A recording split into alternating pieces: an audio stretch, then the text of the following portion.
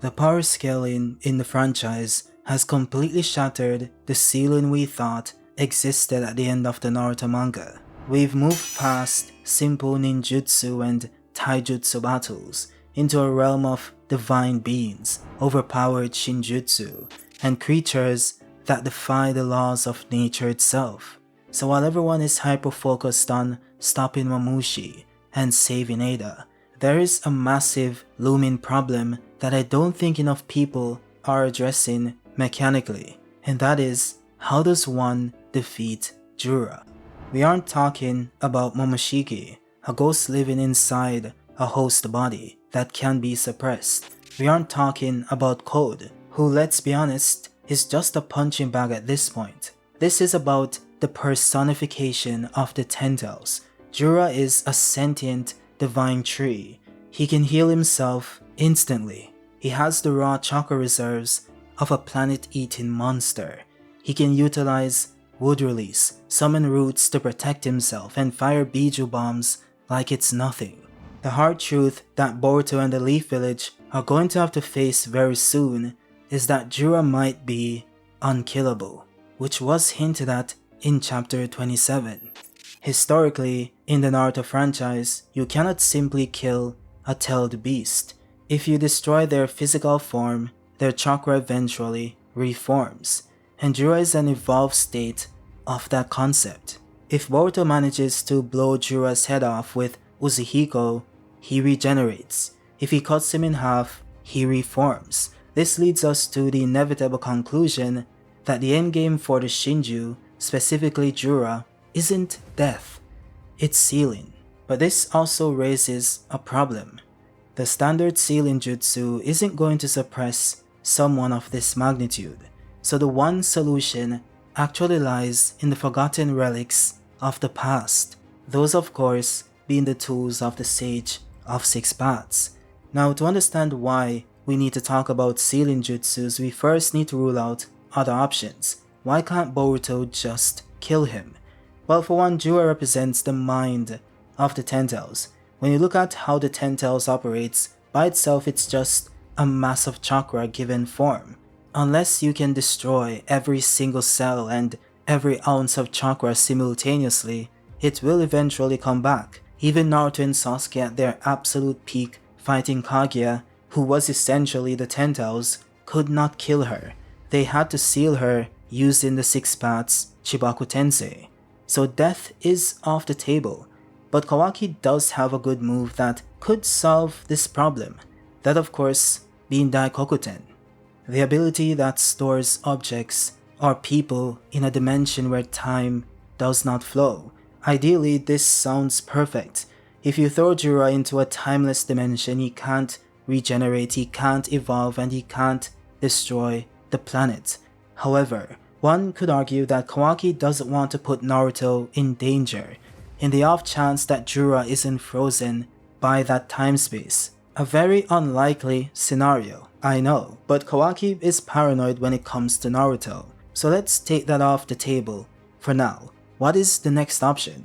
Well, that brings us to the tools created by Hagoromo Tsutsuki.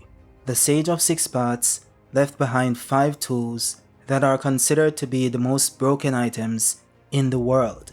For a long time, these were treated as gags or plot devices in the war, but mechanically, these are the only weapons that are capable of stopping an Otsutsuki level threat without the use of Six Paths Chibaku Tensei. For one, there's the golden rope, which extracts the spirit word of the target, which refers to the word they have spoken the most in their entire life. Then there's the 7-star sword. This severs the spirit word from the body and curses it. The Crimson Ground then records that word and seals the target if they speak it. There's also the Amber Purification Jar, which seals anyone who answers to their name. Now, you might be thinking that these tools have been gone for years, so why bring them up now? Well, actually, we know exactly where they are. In the Boruto era, specifically shown in the manga and anime canon, these tools reside in Tenten's ninja tool shop. But, and this is an important detail, they are marked not for sale. They are likely kept on display because most people in the modern era don't have enough chakra to actually use them without dying. But Boruto has the chakra. He is full Otsutsuki. He has the karma seal. He could wield these weapons effortlessly without suffering the fatal chakra drain. In fact, one could argue that him being Otsutsuki offsets this effect entirely, but that's just a possibility. Now, some will say this likely wouldn't work on Jura because he's too smart to fall for it, but I would argue otherwise. Unlike Momoshiki or Ishiki, who are arrogant or dismissive, Jura is unique. Jura loves to talk. Every time we see him, he's having a conversation. He's visiting libraries. He's asking questions about the nature of existence, the definition of the soul, or the purpose of life. He's an inquisitive being by nature. He's literally defined by his thirst for knowledge. The mechanism of the golden rope and the crimson ground relies on the target saying their most spoken word. For a human who has lived for 30 or 40 years, figuring out their most spoken word is very difficult. Is it the, or is it you, or is it their childhood name? Who knows? But Jura is only a few days old, or weeks old. His vocabulary and his speech patterns are very fresh. His most spoken word is likely very specific to his current obsession. It might be knowledge, it might be Naruto, it might be Otsutsuki. Furthermore, the weakness of this tool is that if the target knows how it works, they can't just stay silent. But Jura doesn't know what these tools are, so he's walking into this blind. Imagine a battle where Boruto forces Jura into a debate, something Jura would happily oblige because he wants to understand humanity. So Boruto, utilizing Flying Raijin, gets close enough to tap him with the golden rope. The spirit word is then pulled out. Boruto then severs it using the sword. Then Jura, being oblivious and somewhat indifferent to what's happening, as is usually the case, continues his monologue. He utters the word knowledge, or Boruto, or human, or maybe even love, and instantly the sealing process begins. It bypasses durability, it bypasses regeneration, it bypasses chakra absorption. It is a conceptual seal based on speech. And remember, even if Jura notices that something is wrong and decides to stay silent, the tool does have a backup mechanic mentioned by Dari. If you stay silent for too long, you also get sealed. So Jura is trapped in a lose-lose situation.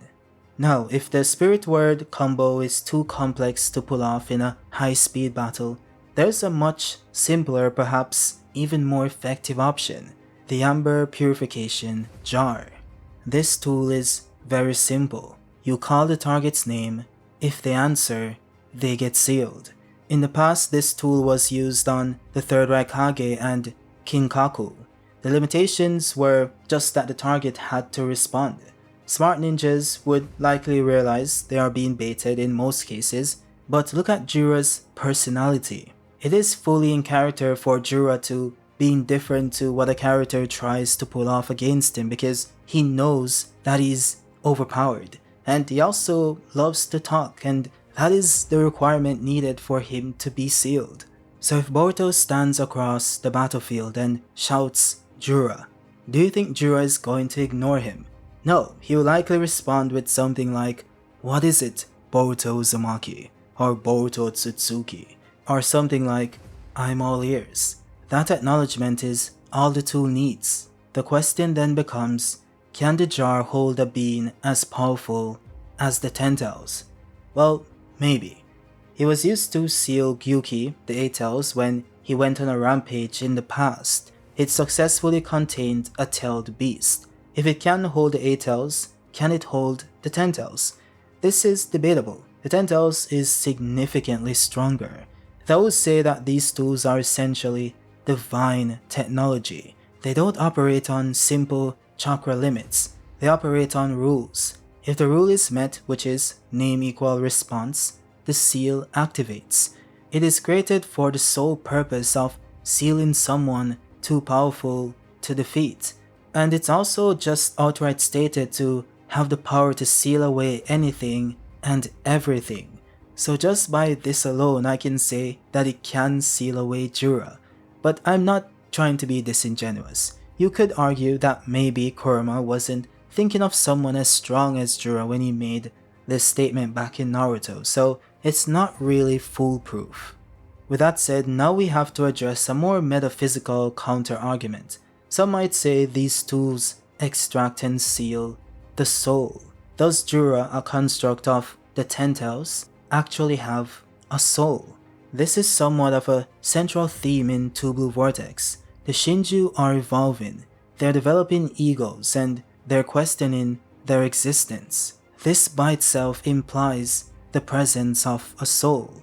If we look at the lore in Naruto, the tail beasts are masses of chakra, yet they have distinct personalities and souls. The Shinju are evolving along a similar path.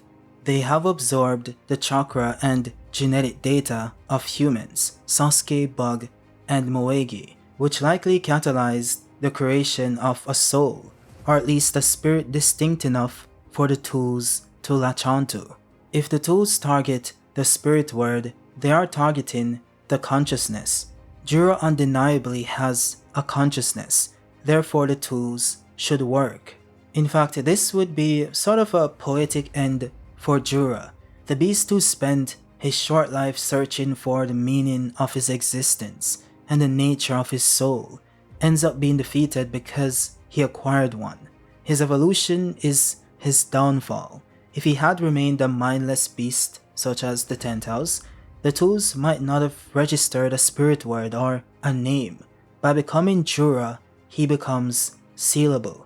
So just like Gyuki the Eight Tails was affected by this mechanic, the same would apply to Jura.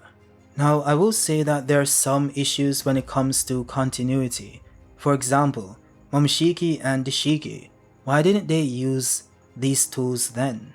Well, at least for the Momoshiki portion, you could assume that they wouldn't have worked since the Karma Seal anchors Momoshiki's soul to Boruto's body.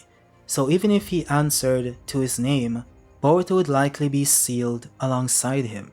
This of course isn't a fact, it's just a logical assumption. Now as for Shiki, I have no idea. Maybe they thought he would have just shrunken the pot instead of engaging with them. Now I'd argue that Ishiki loves a good conversation, and it's a world-ending situation, so you should at least try. But I guess you could just chalk it up to character incompetence. With that said, there's also the Uzumaki sealing jutsus. The Uzumaki were wiped out because nations feared their sealing prowess. They had techniques capable of suppressing tail beasts effortlessly, and even bind the power of a death god. This Shinigami is used to extract the soul of a target, sealing it inside the belly of the beast at the cost of the user's life. Now obviously, we don't want Boruto to die. Well, some do, but most don't. So if Boruto doesn't make the ultimate sacrifice to beat Jura, they could simply say that him being Otsutsuki bypassed that requirement.